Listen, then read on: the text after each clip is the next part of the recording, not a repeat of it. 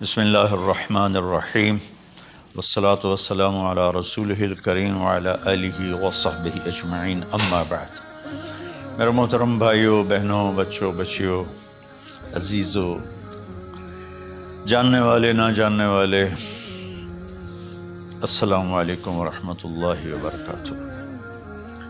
کچھ دنوں سے میں قرآن سے اللہ کی پسندیدہ ہستیاں کون ہیں، کہ اللہ کس کو پسند کرتا ہے، ولی دوست کو کہتے ہیں۔ تو اللہ کا دوست کون ہے؟ وہ یہ کوئی وراثتی چیز نہیں ہے کہ ایک بڑے اولیاء اللہ تھے تو اب ان کا بیٹا بھی انہی جیسا ہوگا۔ ہمارے یہاں وراثت چلتی ہے کہ بڑے بزرگ کا بیٹا بھی بزرگ بن جاتا ہے، چاہے وہ کلین شیو ہو، وہ لوگ اس کے پاؤں چوم رہے ہوتے ہیں، جہالت ہے۔ تو آج میں تھوڑا سا سورہ بنی اسرائیل ہے، اس میں بھی سارے اخلاق بیان ہوئے۔ میرے بھائی بہنوں، ایمان لانے کے بعد انسان بنتا ہے، اور اس کے بعد اس کی قیمت، اس کا بڑا پن، اس کی وجاہت، اس کی شرافت وہ پیسوں سے نہیں ہوتی۔ پیسوں سے انسان مالدار تو ہو جاتا ہے، بڑا نہیں بنتا، بڑا نہیں بنتا۔ ہمارا علم غلط ہو گیا۔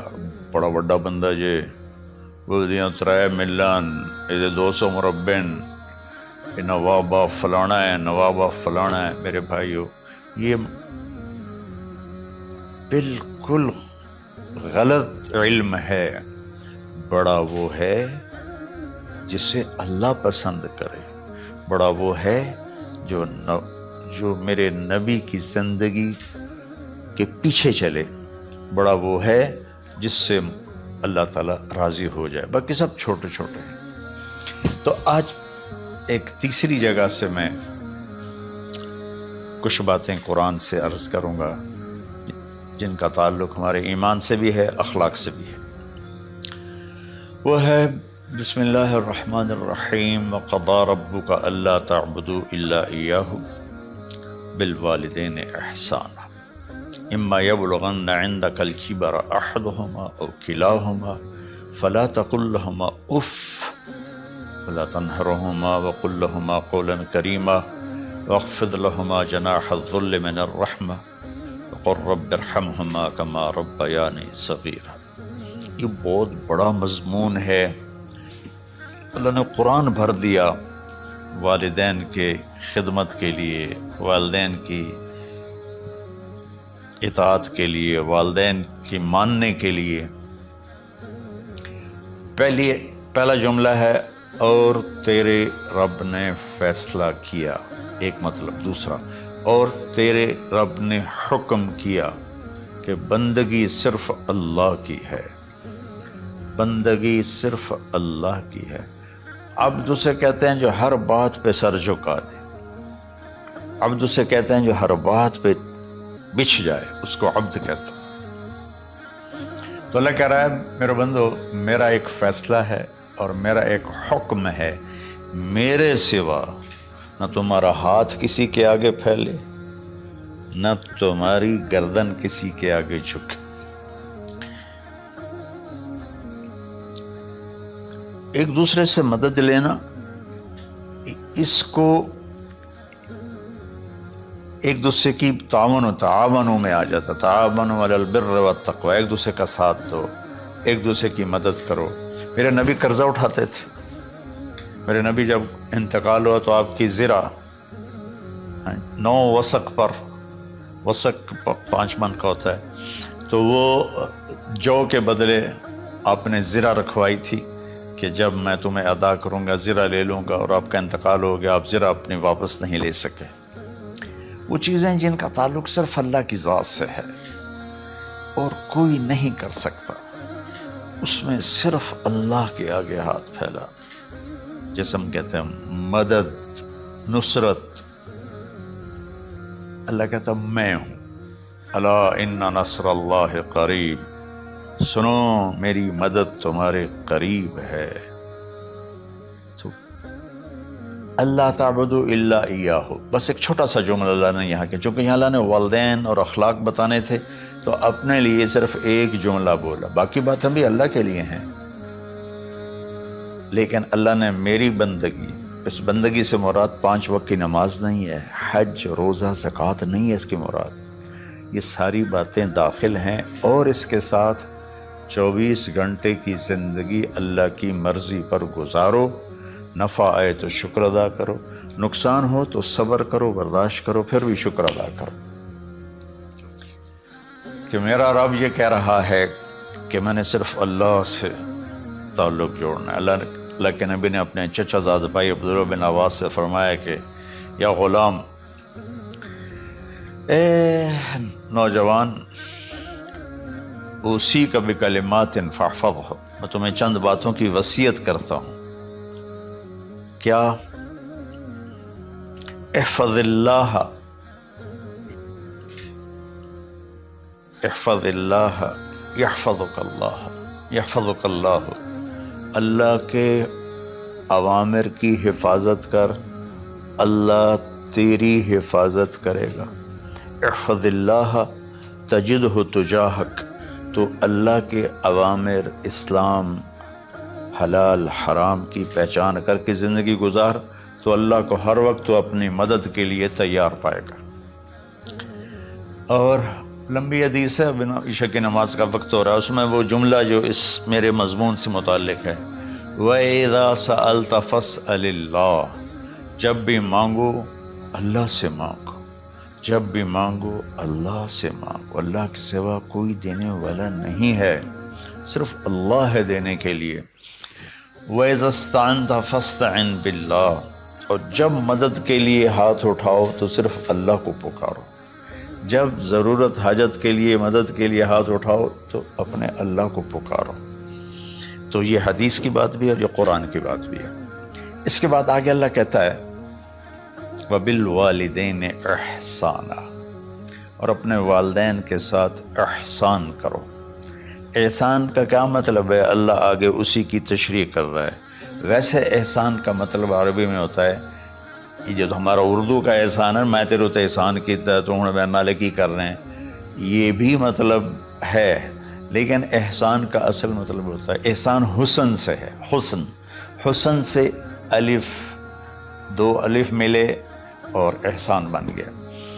احسان کا مطلب ہوتا ہے کسی بھی کام کو جو دنیا کا ہے، دین کا ہے، اس سے انتہائی خوبصورت طریقے سے کرنا۔ جیسے کسی دلہن کا میک اپ ہوتا ہے نا، تو 5-6 گھنٹے 4 گھنٹے کے بعد وہ کہتی ہے، جو ہوتی ہے اس کا میک اپ کرنے والی، کہ جی بس یہ مکمل ہو گیا ہے اور اب اس سے آگے نہیں ہے۔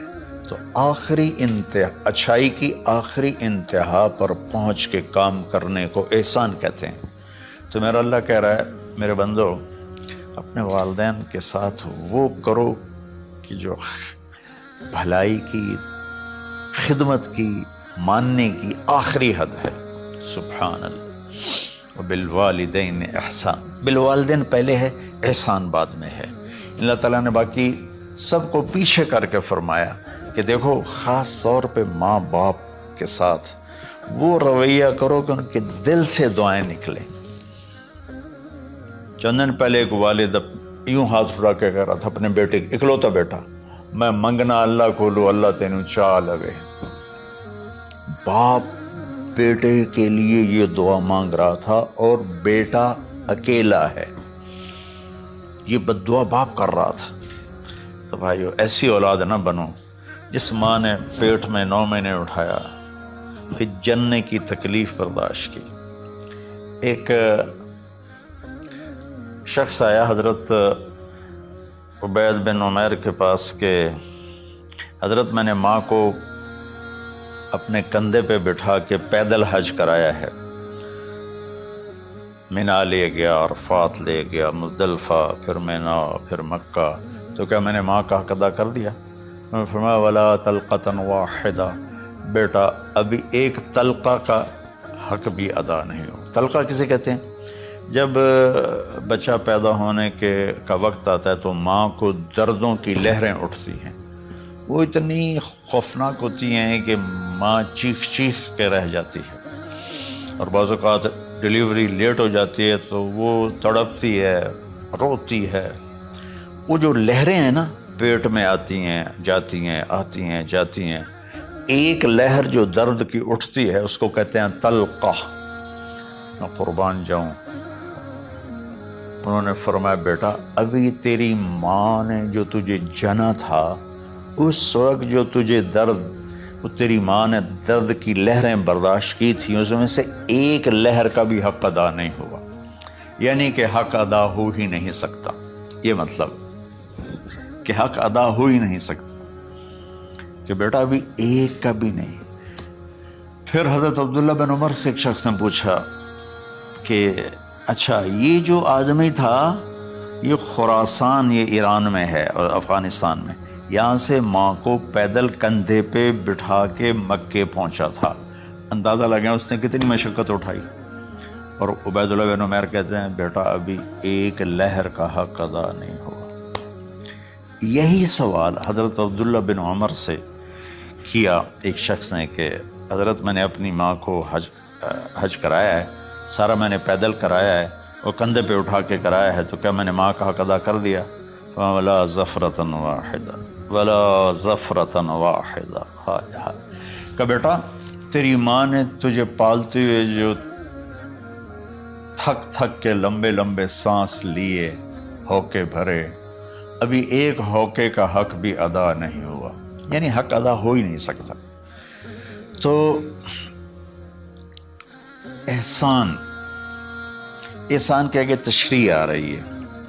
تو آج میں صرف اتنی بات کروں گا کہ میرے بھائیوں، میری بہنوں، میرے بچوں، میری بچیوں، اللہ کے واسطے ماں باپ کو دکھ نہ دینا ورنہ اللہ بھی ناراض ہو جائے گا۔ چند دن پہلے ایک بچہ بچی میرے پاس آئے، دونوں میڈیکل سٹوڈنٹ تھے، کہیں کہ ہم شادی کرنا چاہتے ہیں۔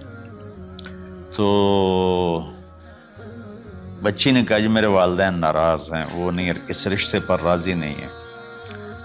تو میرے باپ کہتے ہیں اگر تو نہیں یہاں رشتہ کیا تو تیری میری ایک درمیان خط آئے، کھچ جائے گا خلیج، ہم اس پار نہیں آئیں گے تو اس پار نہیں آئے گی۔ میں نے کہا بیٹی جس ماں نے تجھے 9 مہینے پیٹ میں پالا، 2 سال تجھے دودھ پلایا، تیری پوٹیاں پیشاب صاف کیا، تجھے پیمپر باندھے، تجھے اٹھ اٹھ کے راتوں کو اپنی چھاتی سے دودھ پلایا، کیا اب اس کا اتنا بھی حق نہیں کہ تم اس کی رائے کا احترام کرو؟ اتنا بھی حق نہیں ہے؟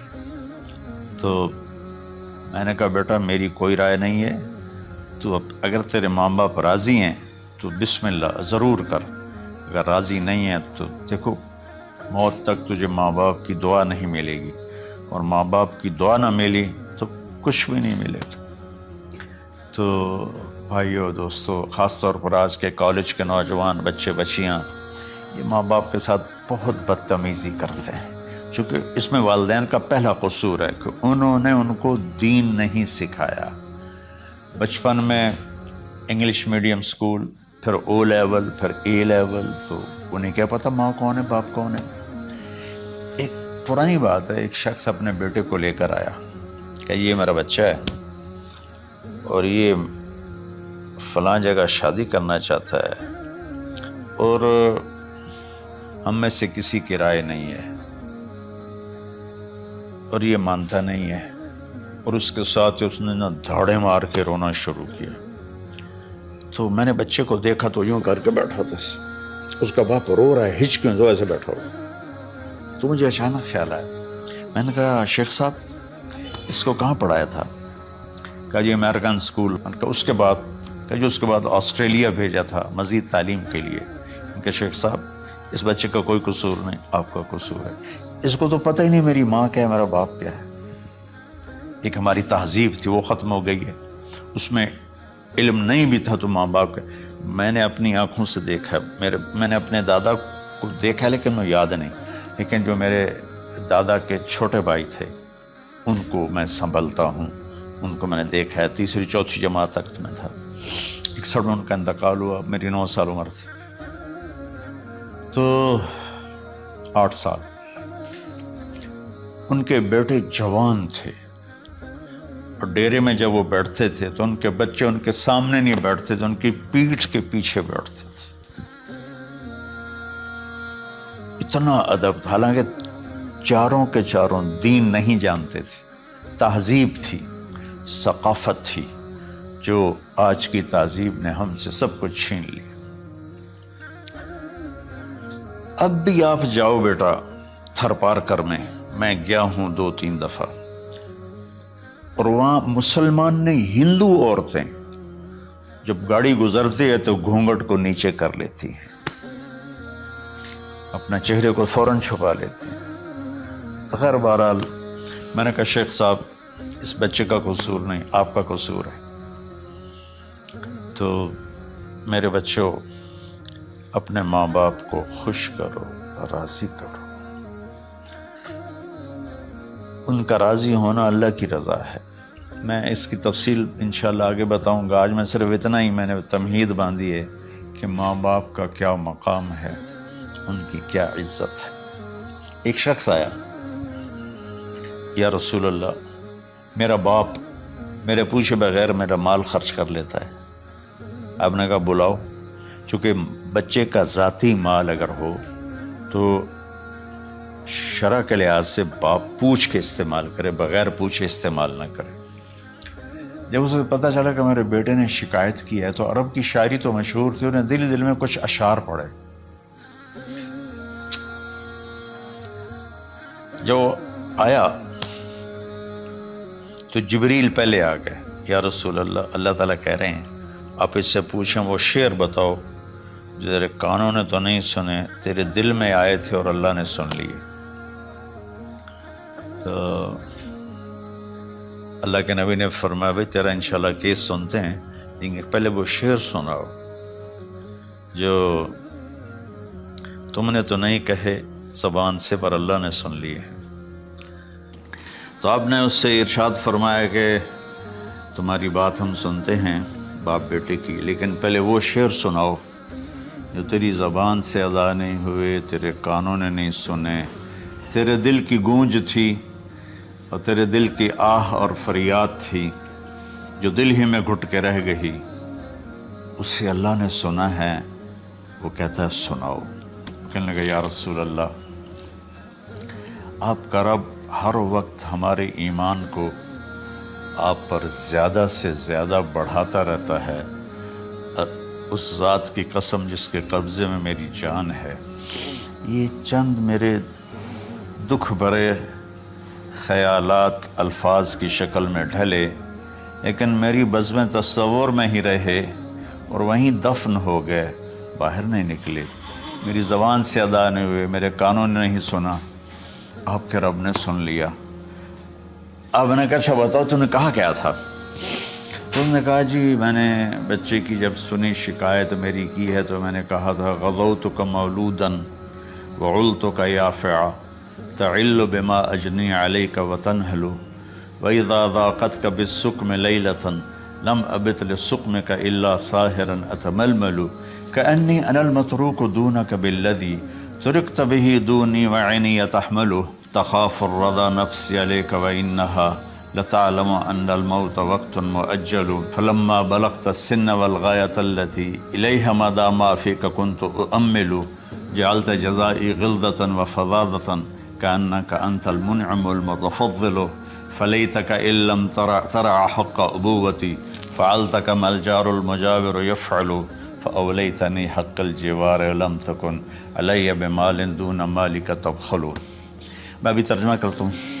اس کا میرے نبی پر کیا اثر ہوا کہ آپ کے ٹپ ٹپ آنسو گر رہے تھے اور آپ کی داڑھی آپ کے آنسوں سے تر ہو رہی تھی۔ یہ اتنا فصیح کلام ہے کہ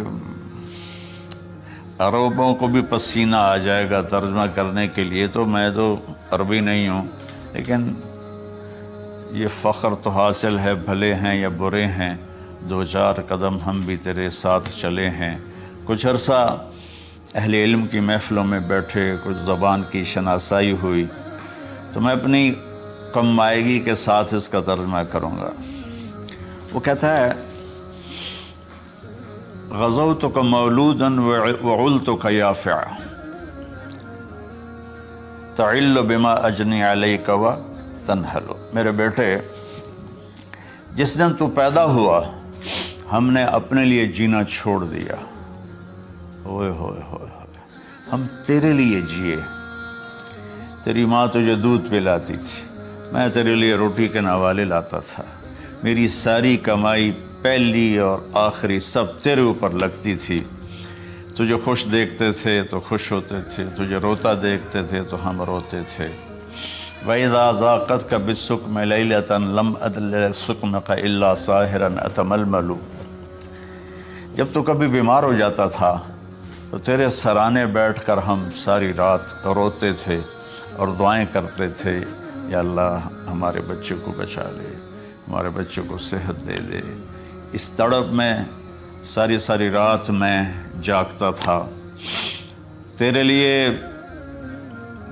میں نے اپنا سب کچھ لگا دیا، اپنے لیے جینا چھوڑ دیا، اپنی خواہشات کو دبایا، تیری ہر خواہش کو پورا کیا، تجھے مسکرانے کے لیے، تجھے ہنسانے کے لیے میں دھکے دھوڑے کھاتا رہا، کبھی گرمی لو کی جھلسا دینے والی ریت اور کبھی سردی کے سرد ہوا کے تھپیڑے، لیکن میں ان دونوں سے گزرتا ہوا تجھے پالنے کی خاطر اپنے آپ کو کھپاتا رہا۔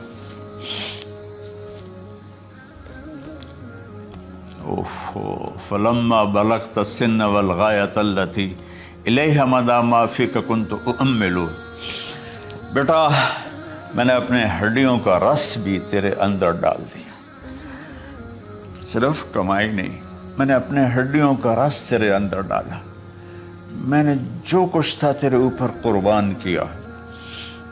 تجھے مسکراتا دیکھ کر میں اپنے غم بھولتا تھا، تجھے ہنستا دیکھ کر مجھے دکھ بھول جاتے تھے، اور پھر آہستہ آہستہ آہستہ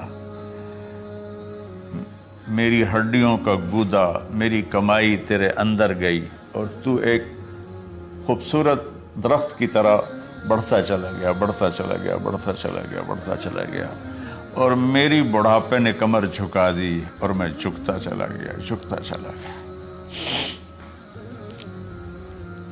میرا خیال تھا کہ جیسے میں اس کی انگلی پکڑ کے چلتا تھا، اب میری باری ہے، یہ میری انگلی پکڑ کے چلے گا، جیسے میں اسے سینے سے لگاتا تھا، پیار کرتا تھا، جھولے جھلاتا تھا، باغ میں لے جاتا تھا، یہ ساری اس کی تعبیرات کے اندر داخل ہیں، الفاظ میں نہیں ہیں۔ تو مجھے خیال آتا تھا جب میں بوڑھا ہو جاؤں گا نا تو میرا بیٹا بھی مجھے ایسے ہی لے کے پھرے گا، میرا بیٹا بھی میری سنے گا۔ یہ 100 دفعہ پوچھتا تھا یہ کیا ہے، اور میں ہر دفعہ جواب دیتا تھا یہ ہے۔ تو اب میں بڑھاپے میں اس سے بات کروں گا، یہ میری بات سنے گا، میں اس کو نوالے کھلاتا تھا، یہ مجھے روٹی کھلائے گا، میں اس کا انگلی پکڑ کے چلتا تھا، یہ میرا ہاتھ پکڑ کے چلے گا۔ میری کمر بڑھاپے نے جھکا دی اور میں ایک خشک پیڑ کی طرح ہو گیا، اور جوانی نے تیری کمر کو سیدھا کیا اور تو ایک تر و تازہ درخت بن گیا۔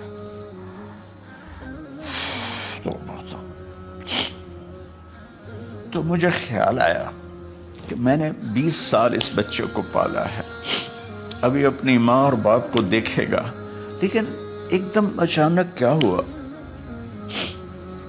فلما بلغت السن والغایۃ التی الیہا مدی ما فیک کنت اؤمل، جب تو اس عمر کو پہنچا جس میں ہماری امیدیں تیرے ساتھ لگ گئیں، ہمیں بڑھاپے نے بے آسرا کر دیا اور تیری جوانی نے تجھے ہمت دے دی، تب ہمارا خیال آیا کہ اب یہ ہمارے ساتھ وہی کرے گا جو ہم نے اس کے ساتھ کیا۔ لیکن کیا ہوا؟ جعلت جزائی غلظۃ وفظاظۃ کأنک انت المنعم المتفضل، تو اتنا بدتمیز ہوا، تیری زبان چھری بن گئی، تیرا رویہ زہر بن گیا، اور میری ساری زندگی کی محنت کا بدلہ تو نے مجھے نافرمانی سے دیا، بد اخلاقی سے دیا، بدتمیزی سے دیا۔ میں حیرت بھری نظروں سے تجھے دیکھتا رہا اور میں اپنی پچھلی 20 سالہ زندگی کو جھٹلاتا رہا کہ میرا خیال میں اس کا نوکر ہوں اور یہ میرا مالک ہے، میں اس کا باپ نہیں، میں اس کا نوکر ہوں۔ کیونکہ ماں باپ کے ساتھ ایسا کوئی نہیں کرتا ہے، یہ میرا مالک ہے اور میں اس کا نوکر ہوں، اس لیے مجھے ڈانٹ رہا ہے۔ کتنے بچوں کو میں نے یہ کہتے سنا اپنے باپ کو، تو میرے واسطے آج تک کیتا کی، تو میرے واسطے آج تک بنایا کی۔ اور جو باپ بے بسی کی تصویر بنا ہوتا تھا وہ شکلیں بھی میرے سامنے ہیں۔ ہمارا دیہاتی ماحول زمیندارہ ماحول ہے، نہیں اب تو شہروں میں بھی یہی حال ہے۔ جس نے وہ لیول اے لیول کیا ہے اسے کیا پتا ماں کسے کہتے ہیں، باپ کسے کہتے ہیں۔ تو میں نے اپنی آنکھوں سے باپ کی بے بسی اور بیٹے کا غرانہ ایک دفعہ نہیں کتنی دفعہ دیکھا۔ تو میرے واسطے آج تک ہی کیتا ہے، تو میرے واسطے آج تک ہی بنایا ہے۔ وہ کہتا ہے اچھا میرا بچہ جداں جوان ہو سو آپ پہ سمجھ جسو۔ جبریل انسانی شکل میں آئے کہ یا رسول اللہ کچھ سوال کی، قیامت کب آئے گی؟ کہا اللہ کو پتہ ہے۔ کہا کوئی نشانی؟ فرمایا جب دیکھو کہ بیٹیاں بھی ماؤں کو نوکر کی طرح دھتکار رہے ہوں تو سمجھنا قیامت آنے والی ہے۔ کچھ عرصہ پہلے ایک بچی اور ماں، تو ماں کچھ بات کر رہی تھی اور بیٹی کہہ رہی تھی بھوک نہیں بھوک نہیں، اور اس کی ماں کے خون سے بھرے ہوئے آنسو بہ رہے تھے اور اس کی ہچکیاں لگ رہی تھی کہ یہ وہ ہے جس کو میں نے اپنے پیٹ سے جنا اور اپنی چھاتی کا دودھ پلاتے پلاتے پلاتے میں نے کتنی تکلیفیں برداشت کی، اور آج کر یہ بھوک نہیں۔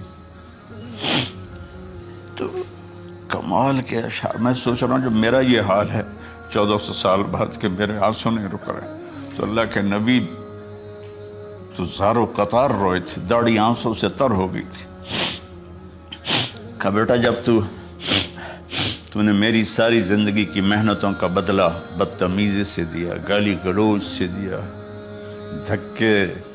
دھکے دے کر باپ کو گھر سے نکال دیتے ہیں، تو بیٹا میں یہ سمجھا کہ تو نے ایک خواب دیکھا تھا، تو نے ایک خواب دیکھا تھا کہ تو باپ ہے اور یہ بیٹا ہے۔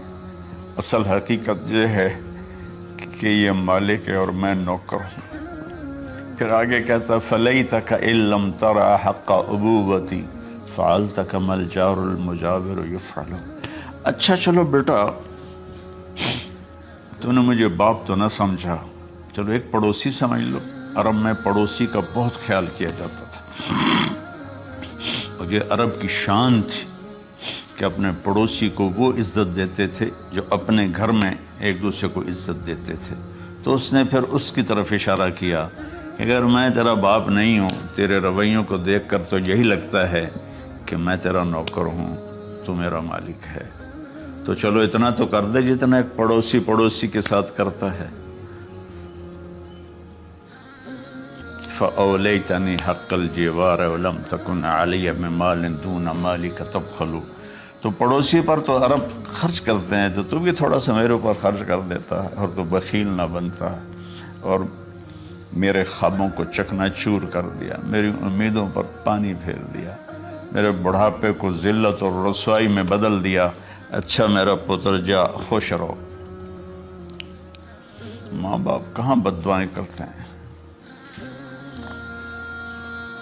تو میرے نبی کی آنکھوں سے آنسو، یہ ساری داڑھی تر ہو گئی، تو آپ نے اس کے بچے کو گریبان سے پکڑا اور جھٹکا دے کر دھکا دے کر دفع ہو جا، انت و مالک لابیک، تو اور تیرا سب کچھ تیرے باپ کا ہے۔ حضرت علی رضی اللہ تعالیٰ عنہ سے کسی نے پوچھا کہ آپ کے بیٹے حسن کیسے بیٹے ہیں؟ کہا حسن میرا وہ بیٹا ہے کہ جب میں چلتا ہوں تو میرے آگے نہیں چلتا، میرے پیچھے چلتا ہے۔ جب کہیں بیٹھنے کا موقع آتا ہے تو یہ پہلے نہیں بیٹھتا، پہلے مجھے بٹھاتا ہے پھر خود بیٹھتا ہے۔ جب کھانے پر بیٹھتے ہیں تو یہ روٹی کی طرف ہاتھ نہیں بڑھاتا جب تک میں نہ بڑھاؤں، یہ سالن کی طرف ہاتھ نہیں بڑھاتا جب تک میں نہ بڑھاؤں۔ میں کمرے میں ہوں تو یہ چھت پہ نہیں چڑھتا کہ میرے باپ کی بے ادبی ہو جائے گی۔ میں حالانکہ چھت پہ چڑھنا ضرورت کے لیے ہوتا ہے، لیکن قربان جائیں اہل بیت کے ایسے ہی اخلاق ہوتے ہیں، آل رسول ایسے ہی ہوتے ہیں۔ میرے عزیزوں نوجوانوں سے کہہ رہا ہوں جن کے والدین زندہ ہیں، ہم تو محروم ہو گئے، وہ قبروں میں چلے گئے، لیکن میں اتنا مصروف رہتا ہوں۔ اب یہ کرونا کی وجہ سے گھر میں بیٹھے ہوئے ہیں، یعنی میری زندگی ایسے پہیے کی طرح گھومی ہے، اور پھر دل کی تکلیف، پھر اس کے ساتھ سر کا درد شدید۔ اس کے باوجود میں روزانہ 10 نفل اپنے باپ کے لیے پڑھتا ہوں، 10 نفل اپنی ماں کے لیے پڑھتا ہوں، اور 4 نفل اپنی خالہ کے لیے پڑھتا ہوں، کہ ساری زندگی سجدوں میں سر رکھ کے اس کا ثواب ماں باپ کو پہنچاؤں، تو ماں باپ کا حق ادا نہیں ہو سکتا۔